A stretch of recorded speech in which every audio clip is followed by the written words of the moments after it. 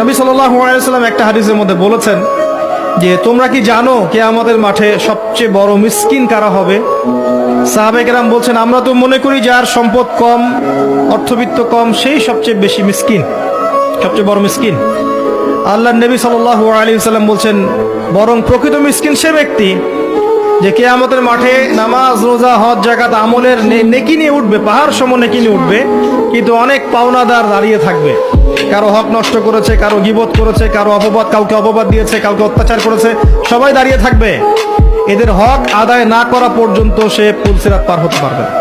বিশ্বাস করেন, আমাদের যে সকালবেলা টয়লেট হয় না, ওয়াশরুমে যান, টয়লেট করেন, আলী ইবনে আবি তালেব রাদিয়াল্লাহু আনহু এরকম বাথরুম থেকে বের হয়ে পেটে হাত দিয়ে বলতেন, মানুষ যদি জানতো এই যে শুধু ক্লিয়ার করে টয়লেট হওয়াটা কত বড় নেয়ামত আল্লাহ পাকের, তাহলেও সারা জীবন সেজদায় পড়ে থাকতো। চাচা আবু তালেবের নাম শুনেছেন? কে ছিলেন?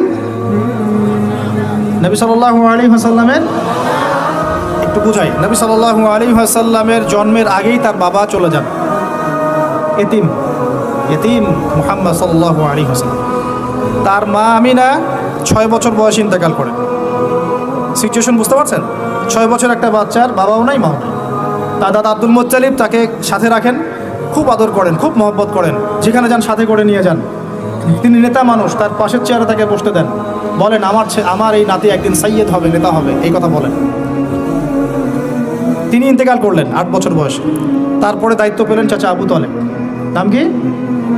এই 8 বছর বয়স থেকে নিয়ে নবী সাল্লাল্লাহু আলাইহি ওয়াসাল্লাম নবী হয়েছেন 40 বছর বয়সে, আর মক্কায় ছিলেন 13 বছর, প্রায় 53 বছর, প্রায় 53 বছর পর্যন্ত, 8 থেকে 53 বছর পর্যন্ত, এই যে লম্বা সময় চাচা আবু তালেব নবী সাল্লাল্লাহু আলাইহি ওয়াসাল্লামকে পাহাড়ের মতো প্রোটেক্ট করেছেন, পাহাড়ের মতো। পাহাড়ের পিছনে আপনি দাঁড়ালে কি বাতাস লাগবে? এভাবে তিনি প্রোটেক্ট করেছেন নবী সাল্লাল্লাহু আলাইহি ওয়াসাল্লামকে। তার সন্তানদেরকে যা খাওয়াতেন তার চেয়ে ভালোটা নবীকে খাওয়াতেন সাল্লাল্লাহু আলাইহি ওয়াসাল্লাম। স্পেশাল রান্না তৈরি করে তাকে ডেকে নিয়ে বসতেন, কারণ এতিম ছেলে, মনে কষ্ট আছে, হয়তোবা সবার সামনে বলতে পারে না, ব্যাপারটা বুঝেন না? তিনি এইভাবে ট্রিট করতেন। এমনকি নবী হওয়ার পরে আল্লাহর নবী সাল্লাল্লাহু আলাইহি ওয়াসাল্লামের বিরুদ্ধে পুরা সমাজ চলে গেল। কেউ গালি দেয়, কেউ বলে সাহের, কেউ বলে কাযযাব, কেউ বলে ফারিকুল জামা। মানুষ গালিগালাজ শুরু করলো, নিন্দা, গীবত, তহমত শুরু করলো, অর্থনৈতিক বয়কট শুরু করলো, সামাজিকভাবে বয়কট করা শুরু করলো। এমন কোনো অত্যাচার নাই যা নবী সাল্লাল্লাহু আলাইহি ওয়াসাল্লামকে করা হয় নাই। বুঝতে পারছেন কথা? এইরকম একটা সিচুয়েশনেও চাচা আবু তালেব তিনি বলছেন, তারা তোমার দিকে আসতে পারবে না দলে দলে যতদিন আমি আবু তালেব দাফন হচ্ছি না মাটির তলে। কথা বুঝতে পারছেন?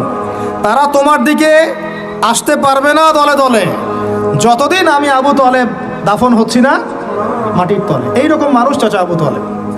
মানে আমরা যারা এখানে উপস্থিত আছি, বাংলাদেশে 16 কোটি মুসলমান, সারা বিশ্বের যে এত কোটি মুসলমান, তার মধ্যে বেশিরভাগ মানুষ, এই বেশিরভাগ মানুষকে যদি আপনি এক পাল্লায় রাখেন, চাচা আবু তালেবের অবদানটাকে আরেক পাল্লায় রাখেন, ওই পাল্লা ভারী হবে ইনশাআল্লাহ। কিন্তু শেষ পর্যন্ত চাচা আবু তালেব কালিমা লা ইলাহা ইল্লাল্লাহ পড়তে পারলেন না। কথা কি বুঝতে পারতেছেন ভাই? নবী সাল্লাল্লাহু আলাইহি ওয়াসাল্লাম বারবার বলতেছেন, চাচা খালি একটাবার কালিমা পড়েন, আমি আল্লাহর কাছে আপনার জন্য সুপারিশ করব, আমি আপনাকে জান্নাতে নিয়ে যাব, আমি আপনাকে জান্নাতে নিয়ে যাব। চাচা খালি একটাবার সাক্ষ্য দেন, শাহাদা দেন, হলো না।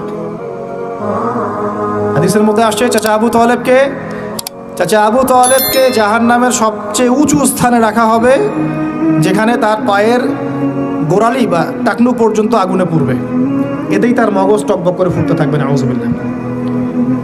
নবী সাল্লাল্লাহু আলাইহি ওয়াসাল্লাম বলছেন, আমি যদি না থাকতাম তাহলে আমার চাচাকে আরো নিচে রাখা হতো।